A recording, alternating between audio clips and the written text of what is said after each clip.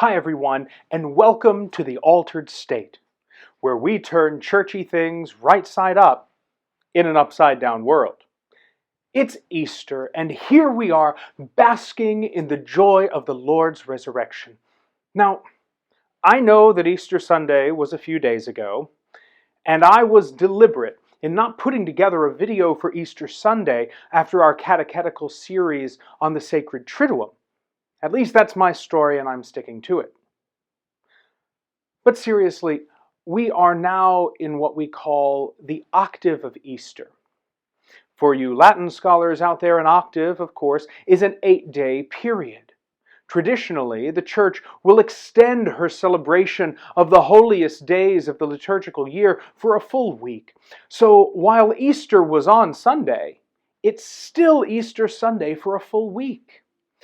Now, you math majors out there are probably saying, but wait a second, a week is only 7 days. And that's true.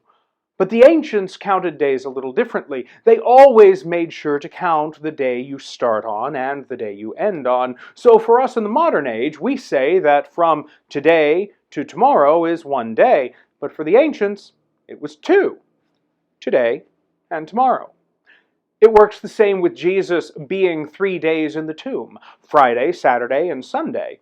It wasn't a full 72 hours, as a modern person would expect, but from the ancient standpoint, it works. So, 8 days for an octave, for the most important days of the Church's year. Christmas and Easter still have their octaves. Pentecost and Epiphany, well, not so much. We won't get into that at the moment. It can be a bit touchy for some people, but maybe we can look at that later on in talking about a little liturgical history.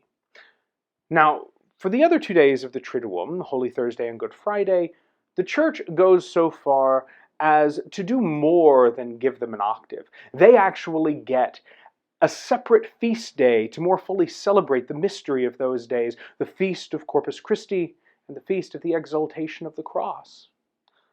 But let's talk a little bit about Easter. After the agony of his passion and cross, and our Lord's descent into the realm of the dead, the great miracle of our faith, the seminal moment of Christianity comes to fruition. Our Lord conquers sin and death. Victory is ours. One of the greatest joys of Easter comes in us achieving the goal that we set before ourselves, not just at the beginning of Lent, but all the way back to the beginning of Advent. Everything we have celebrated in the Church's year since lighting that first candle of the Advent wreath has been geared toward this moment. It's strange to think about Advent when here we are in the middle of April, although it did snow here yesterday, so there was that. But really, the cycle of the Church's liturgical year isn't just composed of little individual seasons that are self-contained. We don't start and stop each season with its own color and readings and theme and so on, and then just move on to the next one. The year of the Church is a continual cycle from Advent through the end of ordinary time. And at the very center of that year is Easter, the climax of our faith, the light shining in the darkness at last. Each day of this octave gives us a different account of the resurrection. Mary Magdalene in the garden, Peter and John rushing to the tomb, the encounter on the road to Emmaus, Jesus appearing to his apostles in the upper room. And how appropriate it is that we experience the joy of the resurrection as the earth has begun to shake off the slumber of winter and start to come into full bloom. Here in West Virginia, tulips and daffodils have been blooming for weeks. The red buds and dogwoods are coming out in full force. Springtime is upon us. And this feast of Easter, so very appropriately, is for us a holy springtime. Years ago, Pope John Paul II, well now St. John Paul II, referred to a springtime of the Church. We see springtime as a time of hope and joy and enthusiasm and renewal, and it's easy to see a lot of that. But a very wise religious sister reminded me several years ago that the springtime is when we plant seeds, not when we harvest them. So what are the seeds of Easter? Well, there's a great deal to be said for the joy and enthusiasm that comes from the end of our Lenten journey and the reality of our God conquering death. Think about just what that means. A while ago, I came across a quote online that summed it up well, though in a different context. Charles Colson, talking about the Watergate scandal of the 1970s, he said the following: "I know the resurrection is a fact, and Watergate proved it to me. How? Because 12 men testified they had seen Jesus raised from the dead. Then they proclaimed that truth for 40 years, never once denying it. Everyone was beaten, tortured, stoned, and put in prison. They wouldn't have endured it if it weren't true. Watergate embroiled 12 of the most powerful men in the world. They couldn't keep alive for 3 weeks.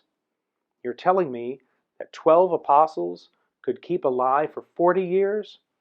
Absolutely impossible." I think that right there should be the seed of Easter and the focus of our meditation through the octave. The reality of the resurrection. It's not a symbol, it's not a legend or story, it's a reality, a flesh and blood moment for which the saints of the church throughout the centuries have given their lives both in service of the resurrection and as witnesses through their martyrdoms. Our joy is real because the resurrection of Jesus Christ is real, friends. It's something that we desperately need to be reminded of because it is the seed that will grow in our hearts throughout these 50 days of the Easter season. So as we move toward the end of the octave of Easter, we need to start forming a plan for how best to nourish and cultivate that seed beyond the octave, by engaging in prayer, by accessing the sacraments as best we can in the current situation, by learning about the faith, by seeking out answers, and by striving to live out the joy of the resurrection through lives of holiness and virtue. Friends, our risen Lord has planted in our hearts the seed of His grace in His resurrection. Now is the time to cultivate that seed and to help it grow, not just for an octave or for a season, but throughout the rest of our lives. May you all then have a blessed and happy Easter, one filled with growth in the faith and joy beyond all telling.